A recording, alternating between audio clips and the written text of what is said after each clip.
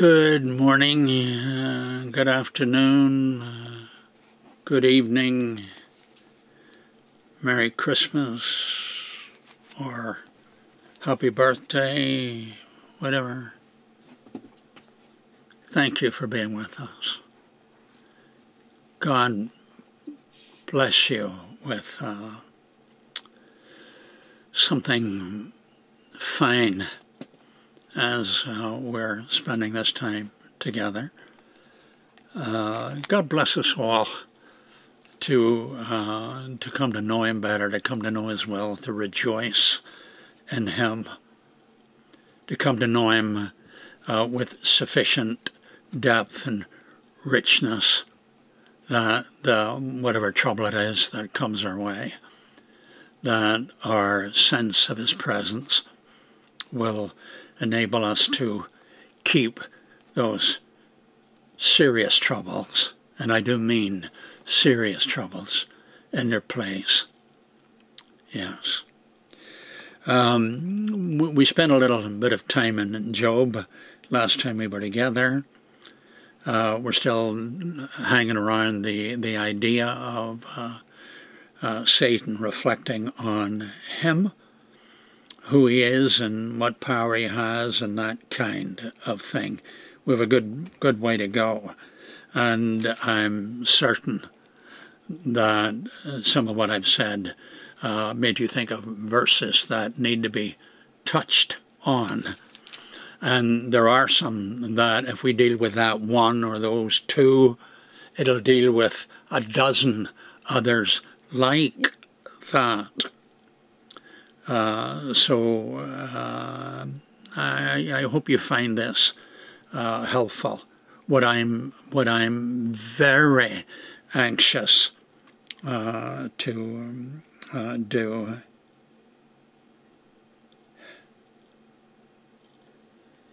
is to put Satan in his place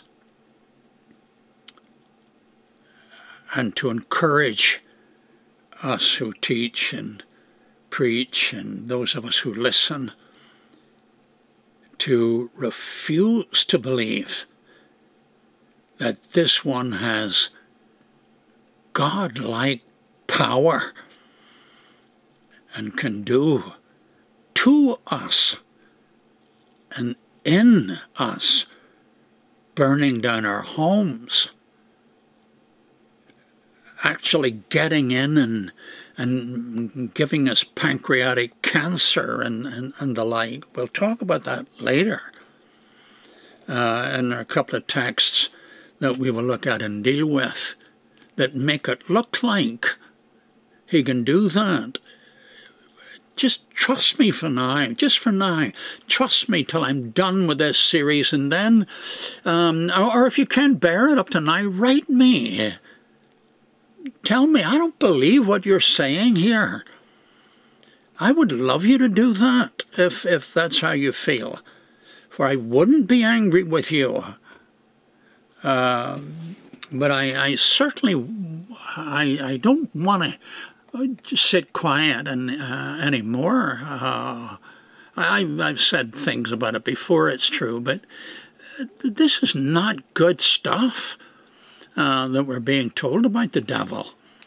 And so I'm hoping that you will be blessed on that your sense of God's presence and His power and His purpose and how He uses evil people and that to get His will done will help us to get an insight into what is going on.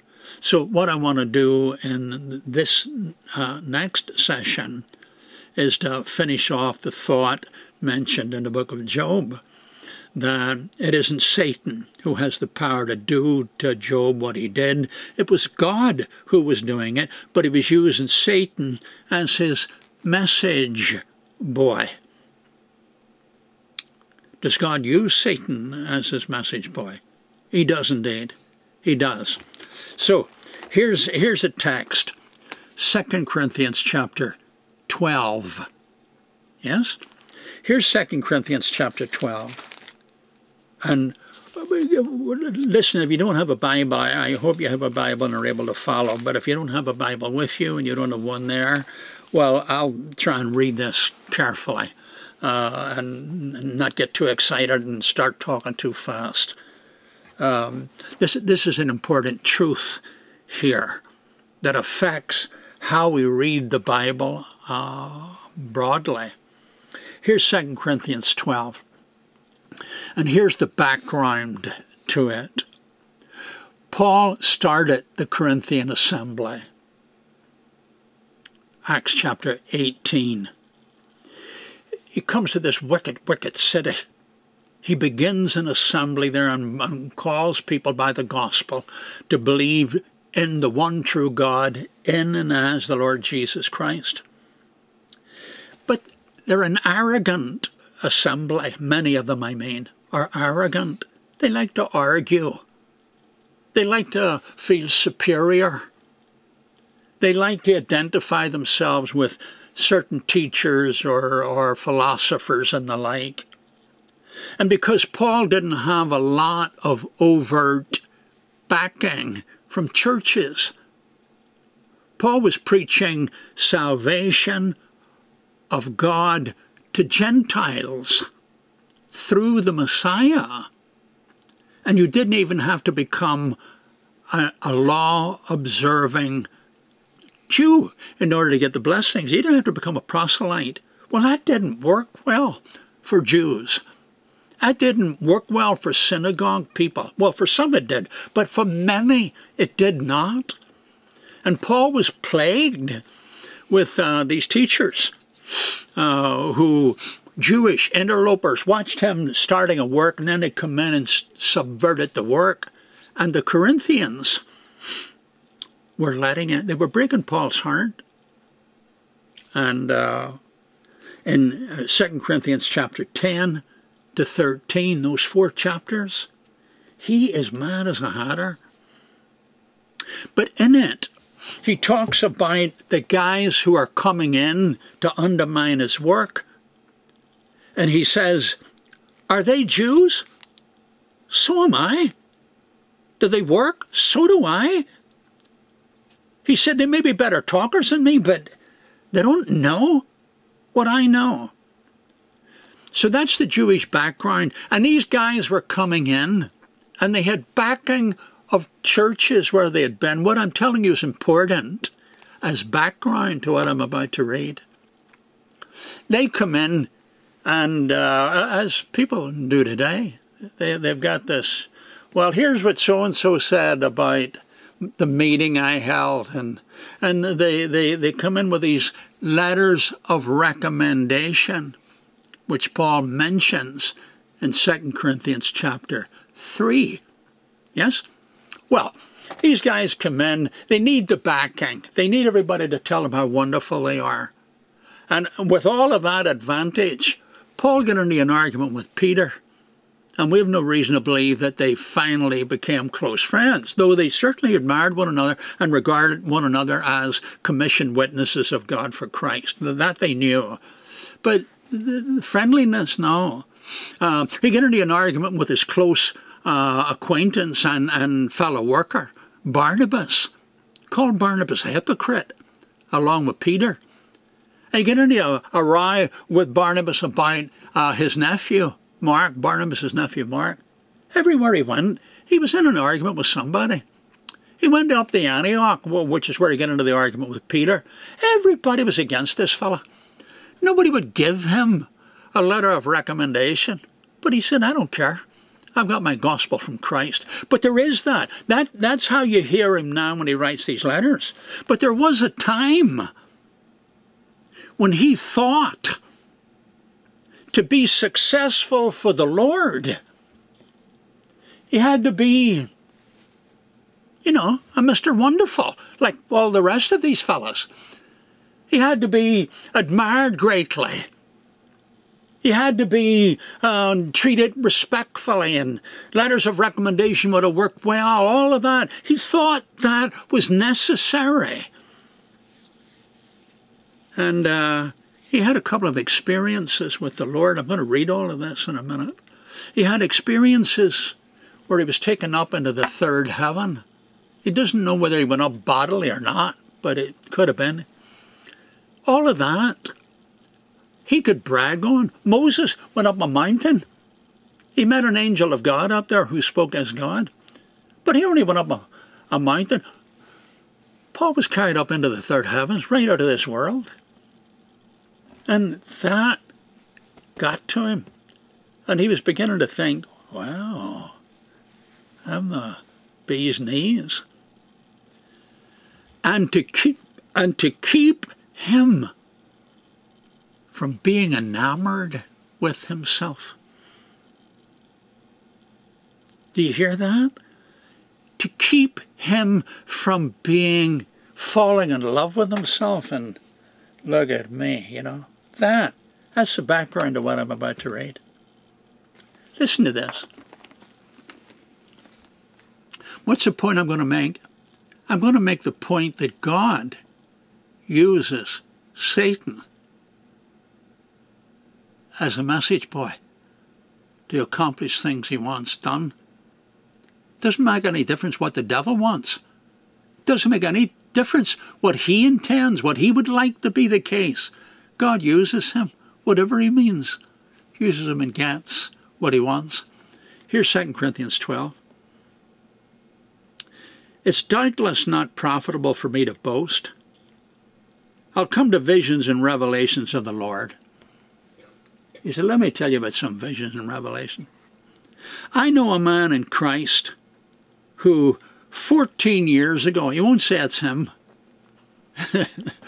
I know a man in Christ who 14 years ago, whether in the body I do not know, or whether out of the body I do not know, God knows, such a one was caught up to the third heaven. The Jews spoke of God in various heavens, sometimes 7, sometimes 3, often just 1, but sometimes 3. And there was a heaven between here and the clouds where the birds fly. Then there was the heaven beyond the clouds into what we would call outer space. And then there was heaven number 3 where God himself dwells, you see. So he was caught up into the presence of God.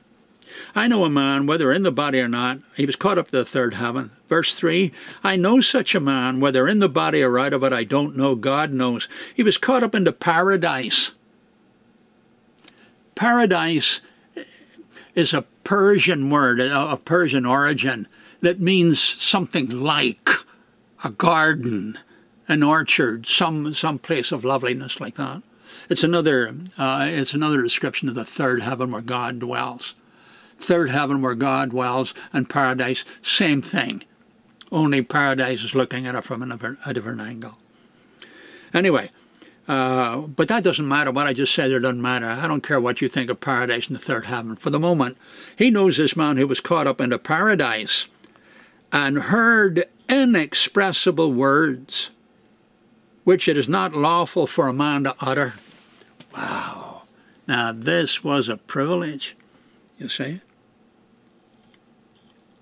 Of such a one I will boast, yet not of myself, as you know what I am before you and standing before you, that kind of thing. I'll boast of a fellow who was privileged with all of this. He said, verse 5, of such a one I will boast, yet of myself I will not boast except in my infirmities. That's what he's saying now. For though I might desire to boast, I will not be a fool, for I'll speak the truth. But I refrain, lest anyone should think of me above what he sees me to be or hears from me. He said, I don't want you to think I'm a big wheel. However, verse 7, and lest I should be exalted above measure by the abundance of the revelations. Now he's letting us know it's him, all right.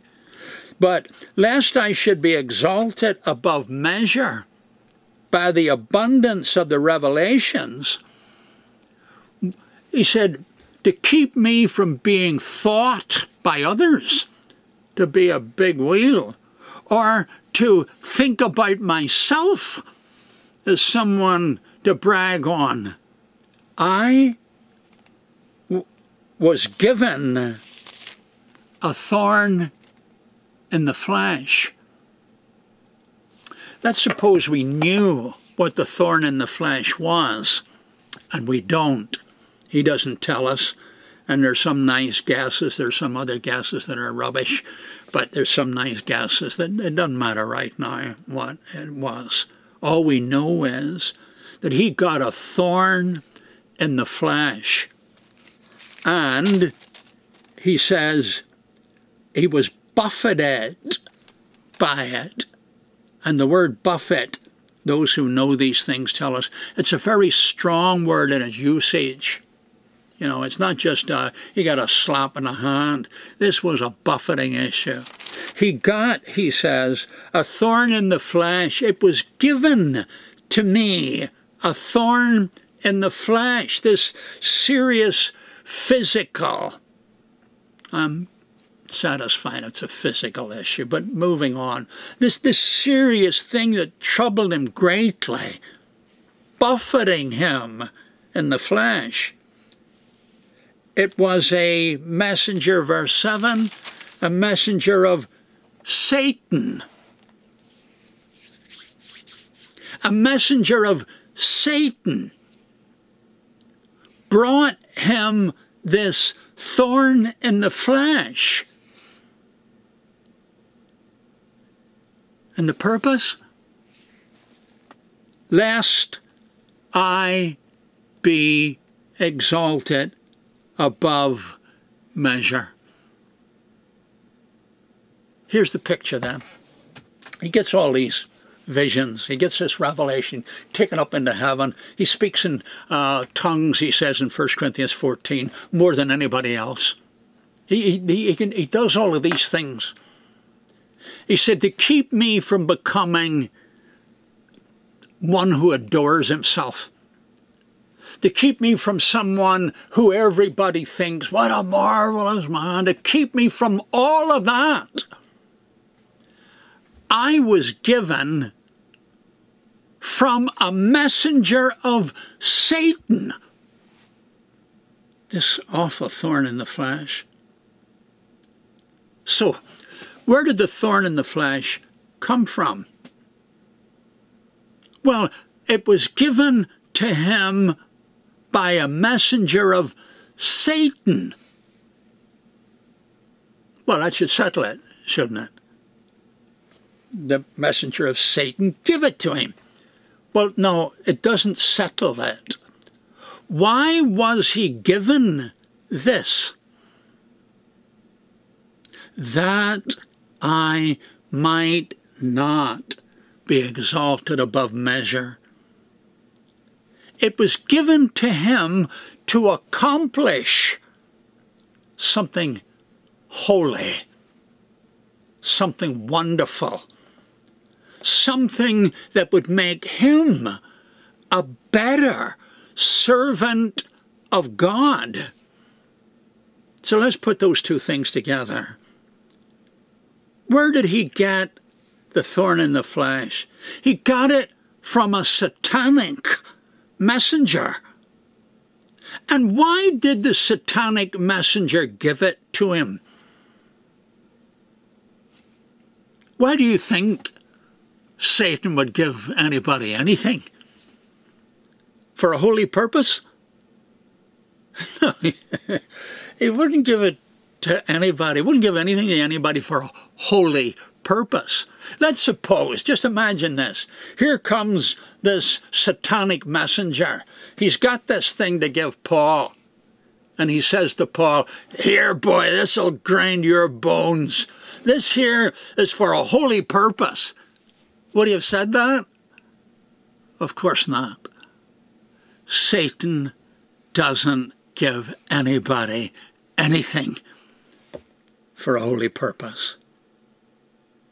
But this thorn in the flesh was given to him for a holy purpose. Who then gave it to him? God gave it to him and used a satanic messenger to deliver it. God gave him this. I'm one of those who thinks that Paul had a disease of the eyes, and his eyes would subturate and all of that. I won't even tell you why I think that's true, but I think it's a reasonable point.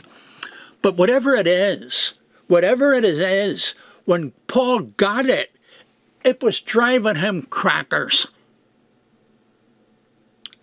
And it's said in the text to be a satanic messenger who gave it to him. But it says it was given for a holy purpose. Therefore you know that the satanic messenger, whatever he wanted it to be, whatever Satan in the book of Job wanted it to be, whatever they wanted it to be, God was doing something wonderful with it, but was doing it through satanic messengers. Is that clear? Here's how the text goes on.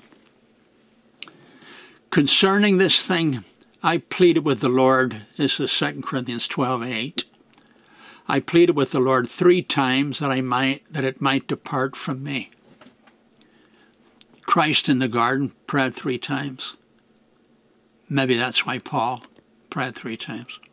Anyway, in verse 9, he said to me, the Lord said to him, my grace is sufficient for you, because my strength is made perfect in weakness. So, this weakness, this infirmity that a satanic messenger delivered to him, what does it do? It glorifies the Lord. It gives God the opportunity for his strength and power to be made manifest in weakness. Paul sees himself very much like Moses and Jeremiah and Jesus Christ. And it is Jesus that is in mind here. It's Jesus who's talking to Paul. And it's Jesus who says, Paul said, I need you to take this away from me. And Jesus said, no, you don't. All you need is my grace. Because my power is made manifest in weakness. Jesus himself, Paul will say in chapter 13, Jesus himself is put to death in weakness, 13:4, made alive in power. On the cross, and throughout his physical life, of course, but culminating in the cross, here he is, subject to all their beatings and all their jeering and rejection and all the rest of it. And it's in and through that weakness that people jeered at, that they brought about. Jesus himself suffered a thorn in the flesh.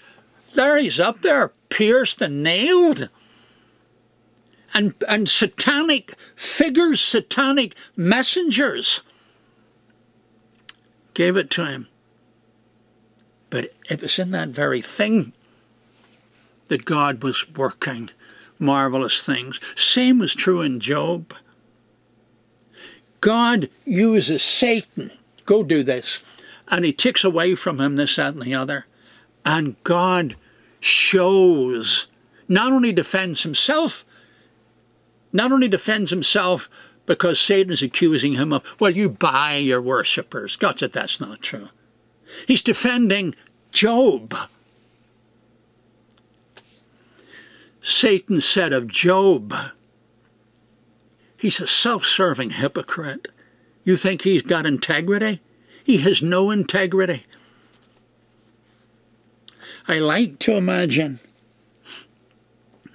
when it's all over, but not quite, but when it's all over and Job is coming and God says to him, Job, I just want to say something, make something clear to you. And Job says, you shouldn't have punished me. And God says to him, but you didn't do anything wrong. I didn't punish you. You said, well, you shouldn't have attacked me. And God says to him, but I didn't attack you. I went to your defense. And Job looks at the ulcers, he's lost his teeth and all of that, his skin and bones, all of that, and he says to God, but teeth loss and skin and bone and all that and ulcers, that's in the text. He said, look at me. Look at my body. Does it look like you were defending me? And God says to him, it wasn't your body that was attacked. It was your integrity. And I went to your defense of your integrity. This is what happened in the book of Job. And I don't know who you are, who are having seriously troubled times. I think you need to know that what God says of Job, he says of you, who remain faithful to him. Your trouble, your heartache, your loss of business, your loss of whatever, loss of goodwill from other people, all of that. And you get to think, well, I mean, what? God is making it clear one way or another. He hasn't made you his pet. And here you are. And God is turning to someone and saying, see, I didn't have to bribe her. I didn't have to make a pet out of him. They trust me, even though I don't keep them from being hurt.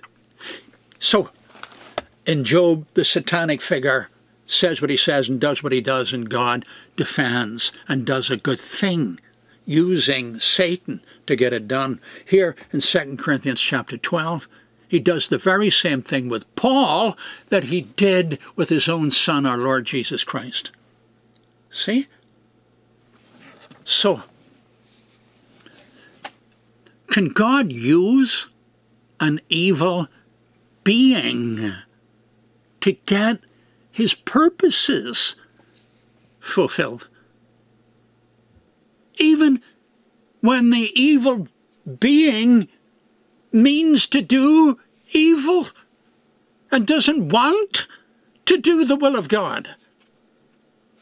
Is that possible? Well, of course it is. Job says that. 2 Corinthians 12 says that. The death of our Lord Jesus Christ at the hands of the satanic figures says that. But it's all over the place.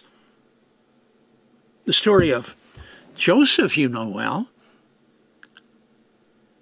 And the brothers. What was in their mind? Well, first we're going to kill him. And their brother talked them out of it. Reuben talked them out of killing him. Let's sell him. They were doing the evil they wanted to do. That was their will. But there was more than one will operating. There was God's will and their will. They willed to kill him, changed their mind, willed to make money of him, and willed to sell him into Egypt. And Joseph later on meets them. They now know it's him, and he says to them, "Wasn't you who brought me here? It was God." Well, that's not true. That's not true. It was them. It was those? No, it was them. It was them who sold him into Egypt. That's true. And Joseph knew that was true, because he says in another place when he's talking to them, "You meant it for evil. God meant it for good." So what do we know? Satan, the evil one, screwing up their hearts and their jealousy and their envy and their bitterness and their murderous hearts. All of that he is responsible for. That is, he starts the whole thing. But he didn't make them do that. But when they acted that way, they were acting satanic. So they're doing all of that. And God is using them, that satanic behavior, to do good. One more text and we're done.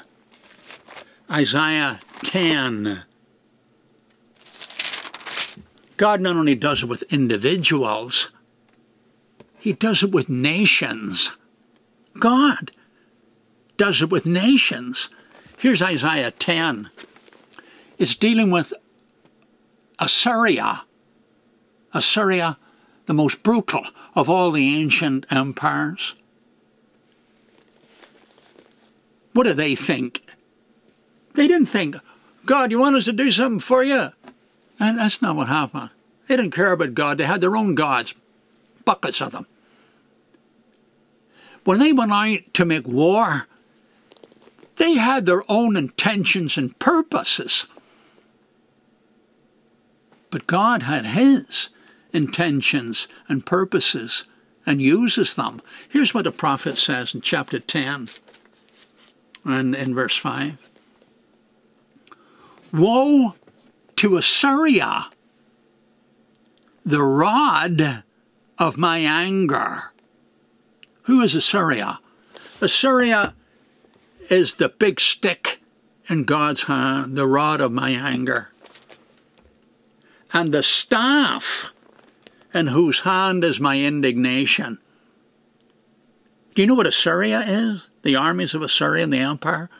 God's big stick. Listen what he says. "I will send him," Assyria, "against an ungodly nation, and against the people that I'm angry with.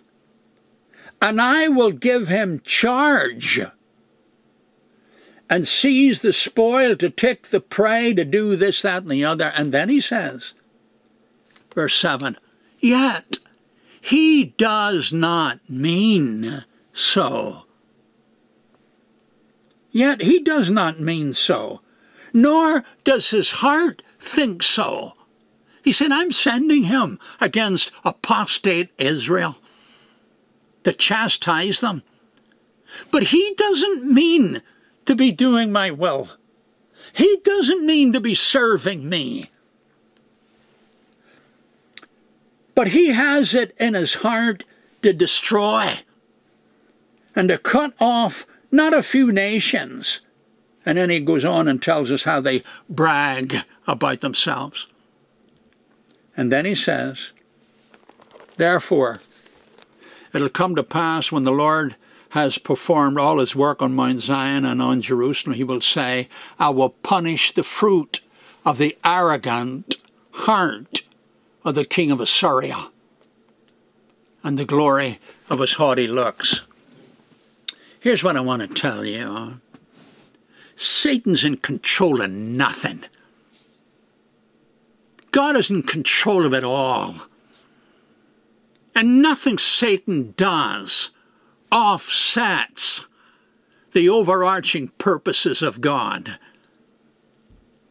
And when God can use 11 brothers, or however many, 11 brothers, to do evil things to their brother, and use their evil to get the salvation of the Mideastern world at that time. God uses evil to bring about good.